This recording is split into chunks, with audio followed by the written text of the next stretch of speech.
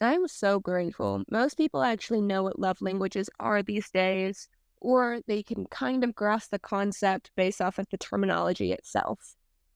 And any type of knowledge that's like emotional self awareness is going to be super valuable whenever you're trying to have relationships with people, especially if you've been through a lot of negative relationships or distant or cold, or maybe you just don't even know how to have a relationship anymore. And I'm not just talking about romantic, I'm talking about with your children, I'm talking about with your spouse, I'm talking about with your friends, with your colleagues at work, I'm talking about with yourself. And love languages is so important when it comes to just having the foundations of understanding how you feel loved. At the end of the day, feeling love can feel, how would I say it, unorthodox because we've defined love in so many different ways these days, and it's definitely different than how we defined it when we were in our caveman era or even our Victorian era, our King's Dynasty era, or even 100 years ago in the Enlightenment era. Just how we go about this concept of love and if it even matters the way it used to is vastly different. But we are still human, at least most of us, unless you're going along with the lines of, I am not a human, I am a spiritual being that's in a human's body, which that's a whole different podcast for a whole different day. But let's just get into love languages for a second. What does it mean to understand the love languages? Well, there's a book on it. It's literally called Love Languages, the 5 love languages. Definitely go read it. You don't necessarily have to read it from cover to cover, but to get the general gist of it, understand that there is 5. Some of these you'll recognize, and some of these might be a little bit different unless you've actually done your homework. So, physical touch is a love language. Hugs, kisses, high fives. Gifts is a love language. That's what Valentine's Day is basically based off of. Acts of service. Whenever somebody goes and chisels off the ice of your car before a snowstorm, that is an act of service, an act of love. Quality time. Spending time with the people that you care about, one-on-one, deep conversations. But don't get that confused with words of affirmation. And words of affirmation are like waking up to that good morning, gorgeous text. Gorgeous, you're capable, you're brilliant, you're loved. Ooh, those just feel good, right? Those are your 5 love languages. And I'm sure whenever I was going through those, a couple stood out to you. And you're like, yep, that one. I choose that one. I like that one. That one feels good. And me too. I will honestly say that my favorite love languages are physical touch and quality time. I could take or leave words of affirmation. That's my 3rd. Gifts and acts of service are pretty equal for me. But all that said is, this is how I receive love. And I'm sure whenever I went through them, a couple stood out and you're like, these are mine. This podcast is not about that. This entire episode is actually about what you don't know about love languages. And it's that receiving love is not even half of the equation. I would say it's only 30% of the equation.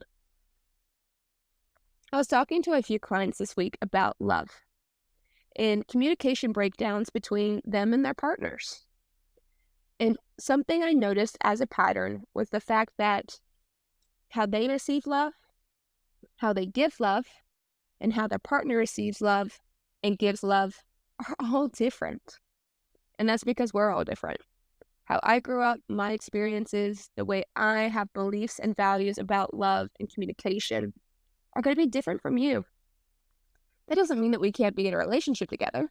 Doesn't mean that we can't care about each other or love each other. It just means if we're truly going to be in a healthy relationship, we need to learn the rest of the equation. We can't be one-sided. One-sided love never works out. Trust me. So, getting into it a little bit more is I have my list. When I was talking to my clients, I broke it down into 3 columns. The first column is all about self-awareness. And I'm going to say that if you stop here, you are at beginner level. You're not even at the point where you can have a healthy relationship because you're still having a relationship with yourself. Now, don't get me wrong. Self-awareness is critical for so many different things in life. Not just relationships, but also your work, your health, your overall spiritual journey. But when it comes to love languages, if you only know how you receive love and what makes you feel good, that is literally just a piece of a bigger equation. So grab a piece of paper. This is a beautiful way to do it. This is the exercise I gave to a few of my clients this week, and it really breaks it down super easy. Okay, column number 1. I want you to put, this is how I receive love. Now, you're not going to just put 2 of them. You're actually going to put all 5, and we're going to rank them. And if you're like, I have no idea how to rank these, and then let me go into some of those ideologies or some of those concepts around each of them again.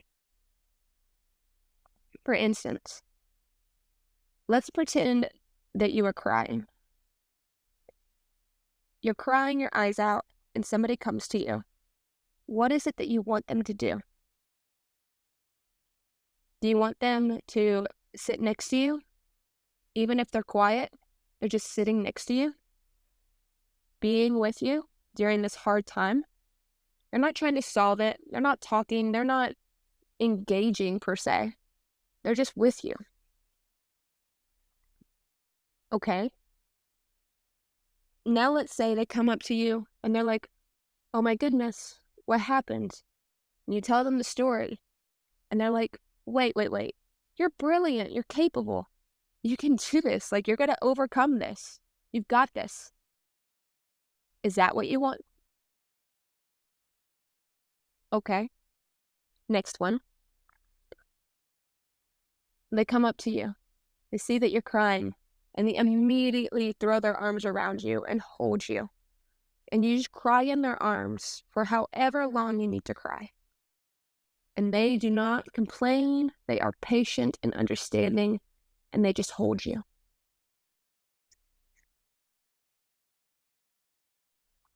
Okay? Next one.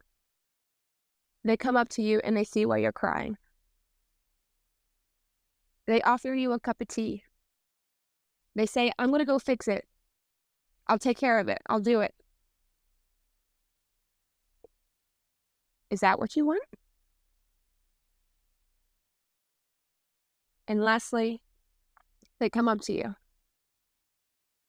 and they see that you're crying. And they go and they create you this beautiful card. It's all fancy, has beautiful golden, red, white ribbons. Maybe even gives you some flowers with it. My condolences. I'm so sorry this happened. Is that what you want? Now, the first one was quality time.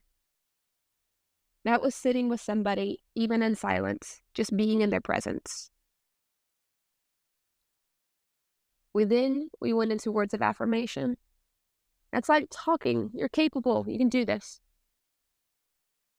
Physical touch is the hug.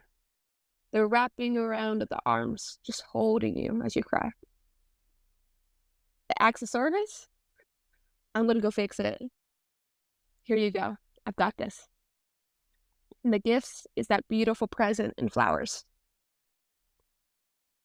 Point of that exercise is to understand that it's not necessarily about how you receive love on a good day, the happy-go-lucky emotions.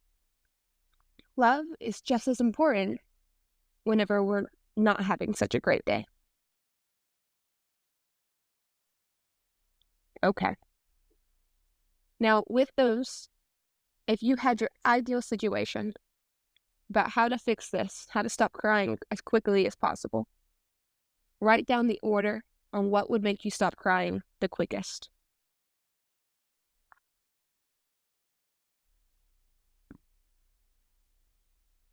All right. So that's just the first part. That is self-awareness. That is understanding how you receive love in the order of the 5 love languages. This is so important because you can actually share this information with someone. I share this with my family, my friends, partners, colleagues, coworkers, not because I'm trying to get anything. It's just, I feel like it's important for them to know who I am. And if they need or want or desire to become close with me, it's important that they realize that this is how I feel love. And if they're trying to communicate with me and I receive it, this is going to be the best way. Now, for the next part, I kind of talk about telephones. Let's say you and me are trying to call each other, trying to connect, trying to improve our relationship, if you will. Okay?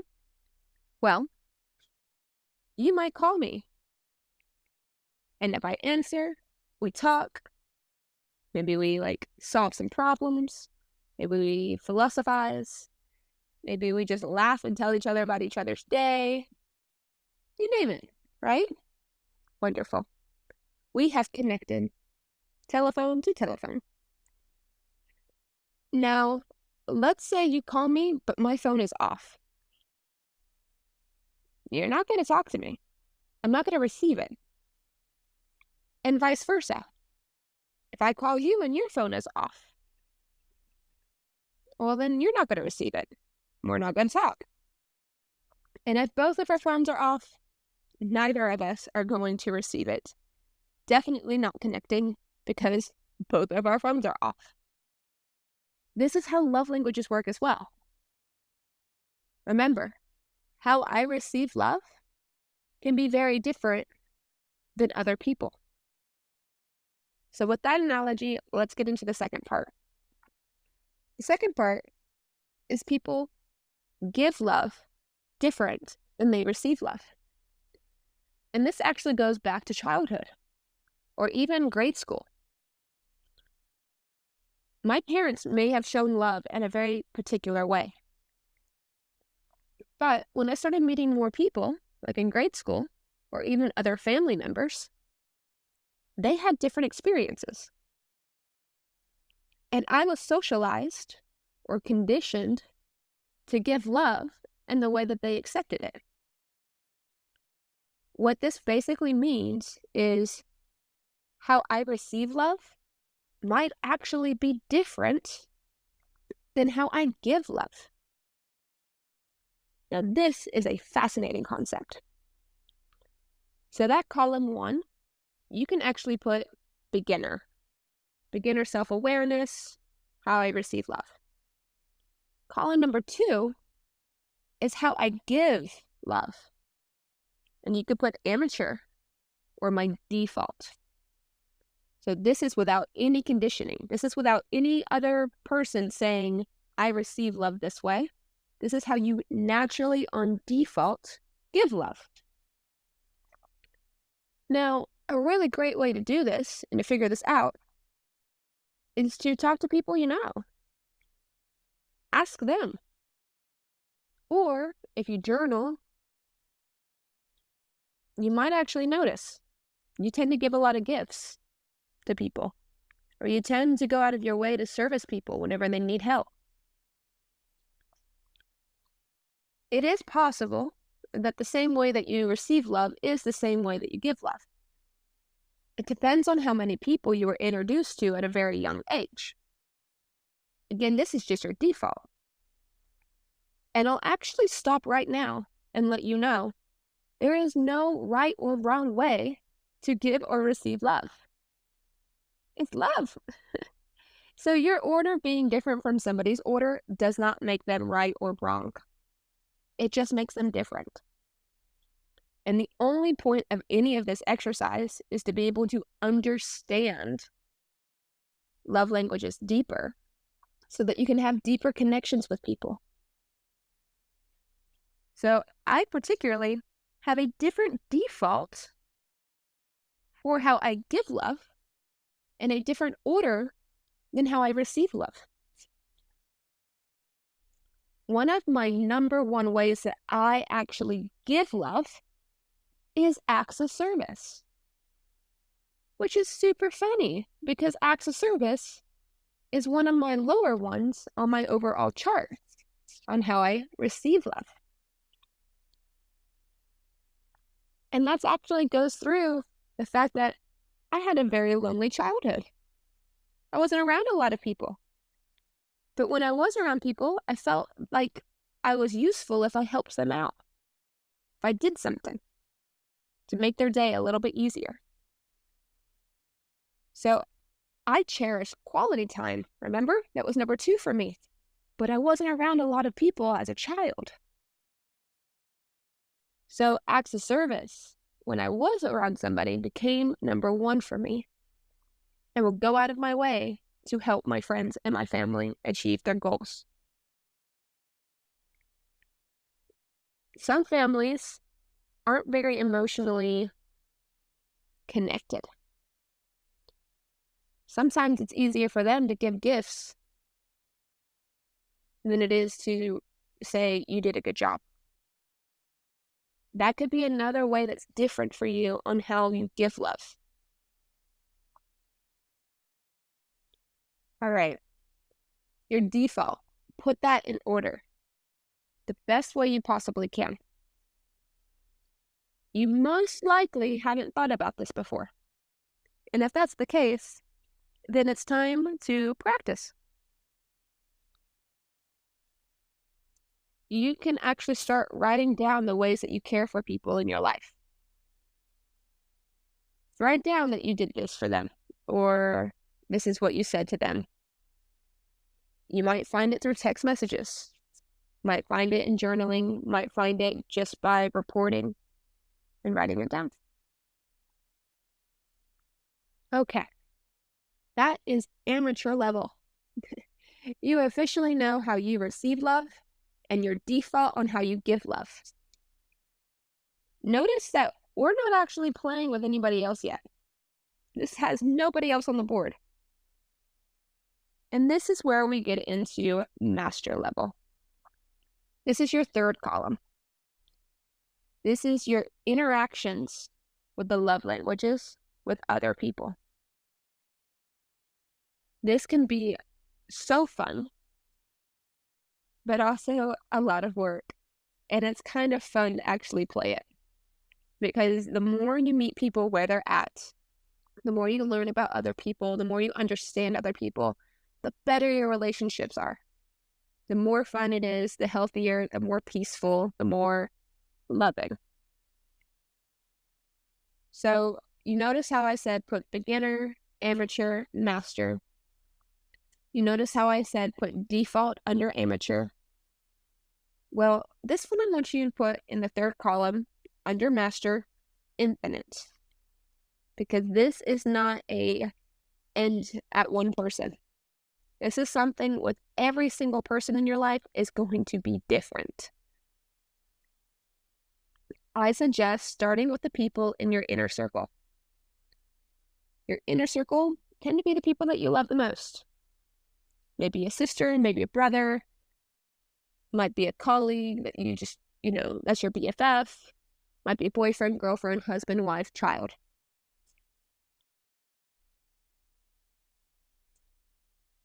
If it's easy, then sometimes we get freebies. Sometimes the people in our life are very emotionally aware as well. They'll tell you how they receive love best. If not, you can go ahead and send them this podcast episode and say, let's talk about it later. I highly suggest you share that. And if you're really confused, Just tell them to book an appointment with me and we will figure it out together. Okay. So let's say they don't know. Admittedly, some of the men in our lives don't really pay attention to these type of things, and they'll literally just say, I don't know. And that's okay. You can figure it out for them, even if they don't know it. And you helping them receive love the way that they need to receive it will only improve your relationship. And then you could share it with them. One method would be to choose somebody and do all 5 types of love and write down how they react to each of them. For instance, if you live with somebody, like your brother, your sister, your mom, dad, grandmother, guardian, you name it, go make their bed tomorrow morning. Especially if there's someone that values making their bed every morning and it's important to them, go do it for them. See how they react. And then maybe the next day, you just do a lot of words of affirmation. You send them a good morning text and saying, you got this, or you sit down with them and you ask them how their day was. You tell them that, again, you're beautiful, you're smart. Be genuine, of course. Well, see how that goes. Go get them a gift, something you created. Ask them to go on a walk with you to the park. Quality time. You see where I'm going with this? So, you can figure out what someone's love language is and actually rate them for it. And now you know the formula on how to make them feel loved. And you know the formula on how you feel loved. Every single person's different, so you're going to have to do this with every single person, but it gets the job done. A beautiful way to connect with people. Now, here's another element. You can actually share this with them,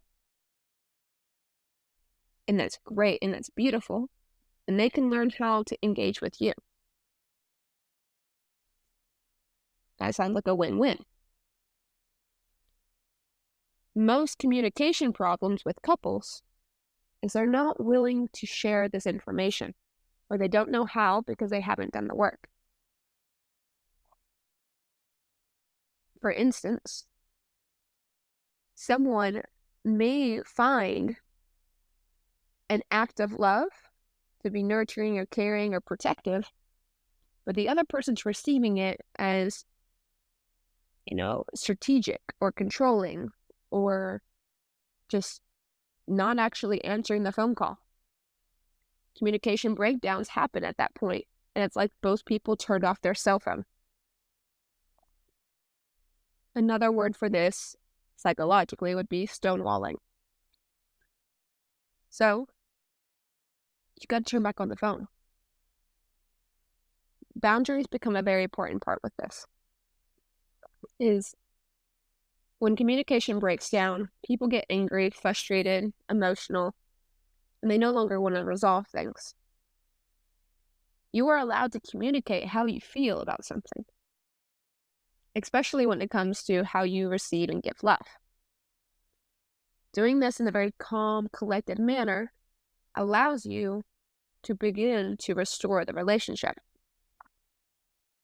But if a behavior doesn't change, the only person that you have to blame for it is yourself, because you are choosing to still engage with a behavior that isn't good for you. Love is meant to be great. I know that for some people it feels unsafe and scary, but when you do it right, it's actually the most rewarding experience. It's what makes life actually worth it in this floating rock hurtling through this void. So I highly encourage you, don't just stop with knowing your love languages. Know how you give love, and also engage with the people around you that you care about on how they give and how they receive love. It's only going to help everybody involved. Okay, that's what I brought for you guys today. That's all the love of words of affirmation and acts of service that I have for today. As always, please enjoy my gift from you to you. I'd give you a hug if I could, but I appreciate the quality time that we had together. Thank you so much for healing and growing with me today.